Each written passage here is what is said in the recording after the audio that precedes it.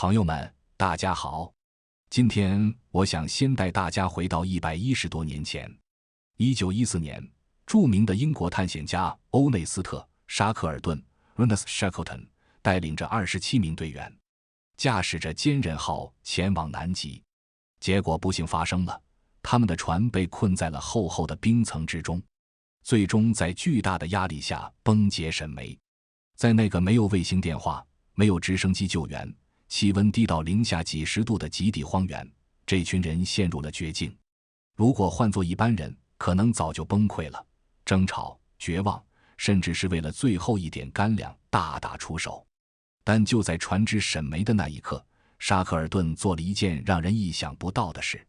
他没有哀嚎，也没有疯狂地指挥大家搬运物资，而是表现出一种近乎诡异的平静。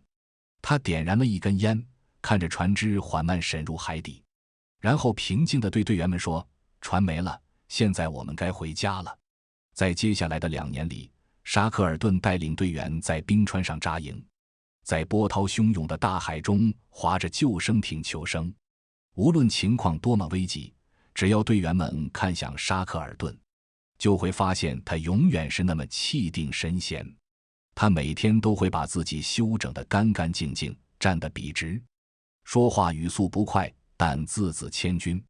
就是这种定海神针般的气场，像磁石一样把27个濒临崩溃的人凝聚在一起，最终奇迹般的全员生还。这就是我们今天要聊的主题——气场。你有没有见过身边也有这样一种人？他们明明不说话，不抢镜，不刻意表现，可只要往那一站，你就会本能地觉得这个人不简单。这不是因为他长得多么惊艳，也不是因为他穿了多贵的西装，而是一种说不清道不明的感觉，沉稳、干净、内敛，浑身透着一股不慌不忙的掌控力。这种掌控力就是气场，它既学不来，也装不来，而是一个生命在被生活反复碾压、揉碎之后，重新整合出来的一种生命状态。第2章，气场的本质是生命经验的高度整合。很多人对气场有误解，觉得只要说话声音大一点，眼神凶一点，穿得名牌一点就有气场了。其实那是虚张声势，不是气场。真正的气场是整合出来的。你仔细观察那些让你越看越舒服、越接触越觉得有深度的人，你会发现他们有一个共同点，他们的人生没有碎片感。什么叫碎片感？很多人的生活是支离破碎的，读过的书只是为了发朋友圈打卡，那是谈资，不是学问；走过的路只是为了旅行凑热闹，那是打卡，不是阅历；经历过的挫折只会让他们满腹牢骚，那是伤痕，不是勋章。但有气场的人不一样，他们读过的书会慢慢内化成看穿问题的思维方式，他们走过的路会融进骨子里，变成待人接物的判断力和分寸感。那些曾经让他们痛苦、流泪、辗转反侧的事，他们不会急着翻篇，而是让时间去沉淀，把它们锻造成一种稳定、内敛、不外露的能量场。就像我们看一些老戏骨，比如陈道明或者王志文，他们坐在那儿，哪怕一句台词不说，你都能感觉到那背后有无数的故事在流淌。这就是因为他们的人生已经被整合好了。这种人说话不急，做事不躁，不争不抢，却自带锋芒。这不是装出来的城府，而是被生活打磨过的厚度。所以我们常说，真正厉害的人都是被岁月亲自筛选出来的。第3章，没有阅历的人为何一眼就会被看穿？在座的各位大多正处于30到50岁这个人生最关键的阶段，这个年纪是社会的中坚力量，也是最容易感到气场焦虑的时期。很多人觉得自己气场不够，总是在社交场合感到局促。这其实不是因为你不够努力，而是因为你这块玉还没被真正打磨出来。如果你没有经历过风浪的拍打，或者说你一直在逃避风浪，那么你身上往往会藏着3个致命的破绽。高段位的人一眼就能看穿你的浅薄。第一个破绽是表达太容易。很多人喜欢在社交场合夸夸其谈，话很多，听着很热闹，但仔细一琢磨，全是空话，没有分量。这就像是泡沫，看着很大，一碰就破。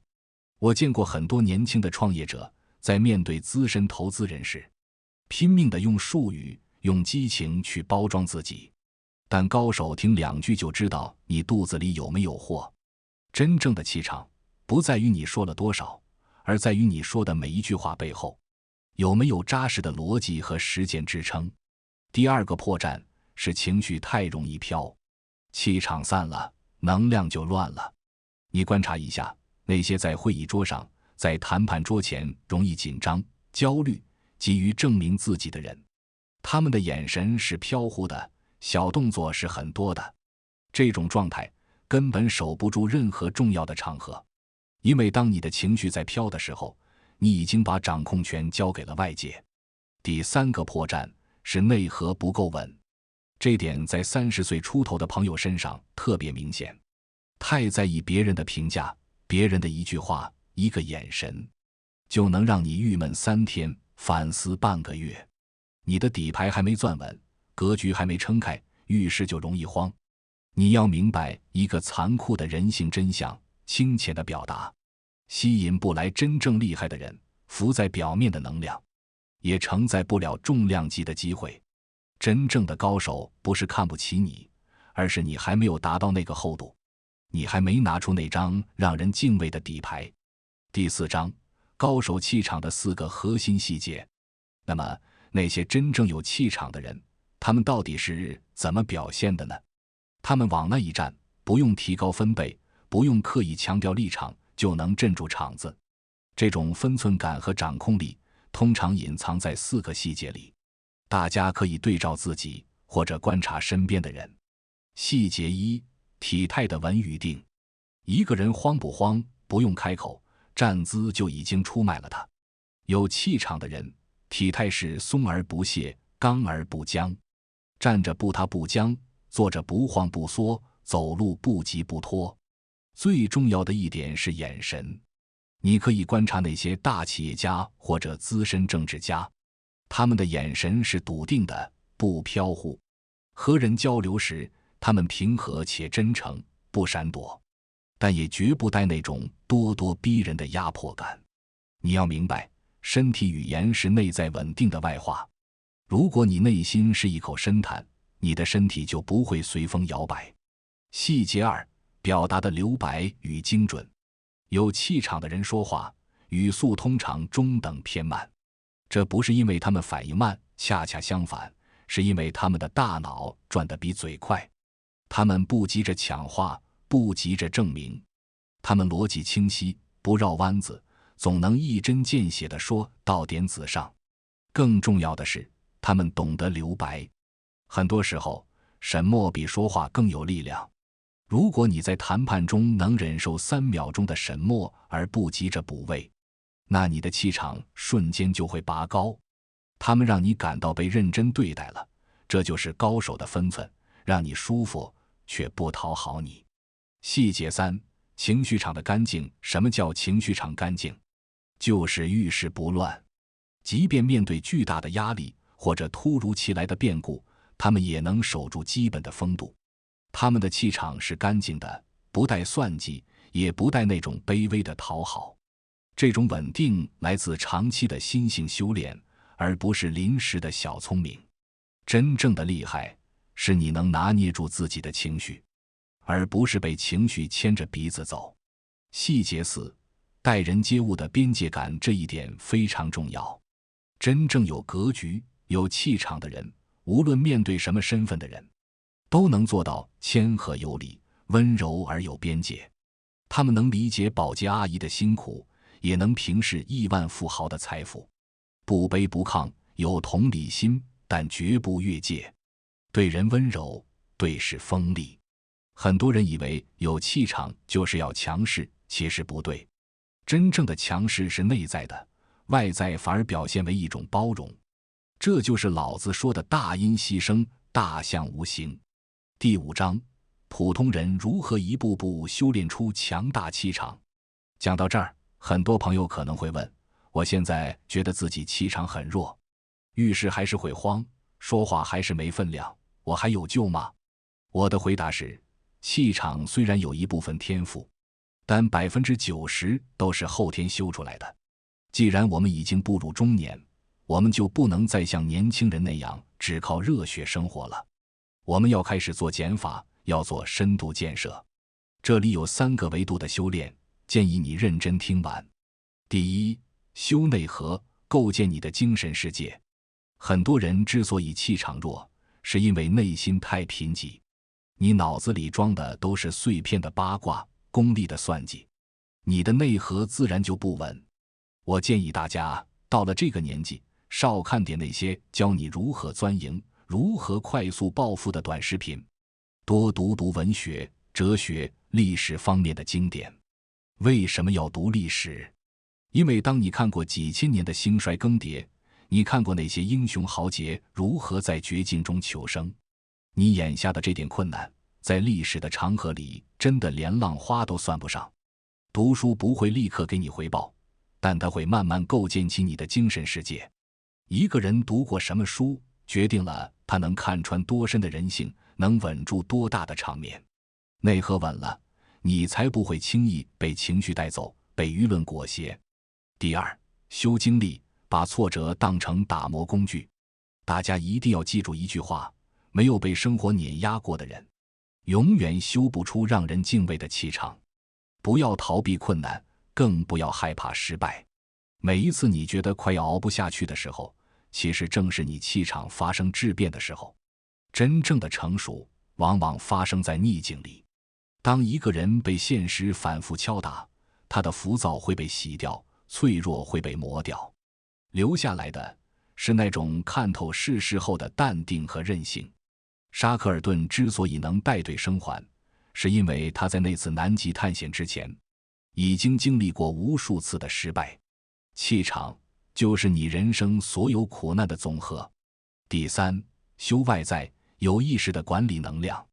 修炼内在是长期的，但外在的调整可以立竿见影。调整站姿与坐姿，永远保持脊椎的挺拔。这不仅是形象，更是给你大脑一个信号，你是掌控者。放慢语速，说话前先停1秒。这1秒钟的停顿能让你显得更有思考深度。管理表情，戒掉那些琐碎的小动作，戒掉频繁的点头讨好，保持平静自然的表情，找到适合自己的风格。到了30至50岁，不要再迷恋名牌 logo， 注重服装的质感和剪裁，干净得体，适合你的职业身份，这就是最好的包装。记住一个小秘诀，遇事后先稳3秒，这3秒钟能定住你的情绪，也能定住你的气场。第6章，气场是岁月给我们的最高奖赏。说到底，气场是你人生所有过去的总和，它不是一张可以随便贴上去的面具，而是一张熬出来的底牌。它藏在你读过的书里，走过的路里，熬过的夜里，以及那些你咬牙扛过去的事里。它预示着你未来会成为什么样的人。我们这个年纪的人，不再需要那种虚浮的掌声。真正高级的气场，是内在从容通透，外在得体稳定。你不必刻意去模仿任何人，你只需要做到认真生活，保持清醒，持续思考，用时间去修炼内核，用精力去打磨气场。终有一天，当你走进一个房间，你不需要大声喧哗，不需要刻意表现，你只需要往那一站，大家就能感受到你身上的故事与锋芒。那种由内而外散发出的光芒，才是你这半辈子给自己最好的交代。朋友们，人生这场戏，上半场靠体力，下半场靠定力。愿我们都能在岁月的打磨中，修出一副强大而不凌人的气场，修出一颗温柔而坚硬的内心。今天的分享就到这里。如果你觉得内容对你有启发，欢迎转发给身边的朋友，或者在评论区留下你对气场的看法。我们一起成长，下次再见。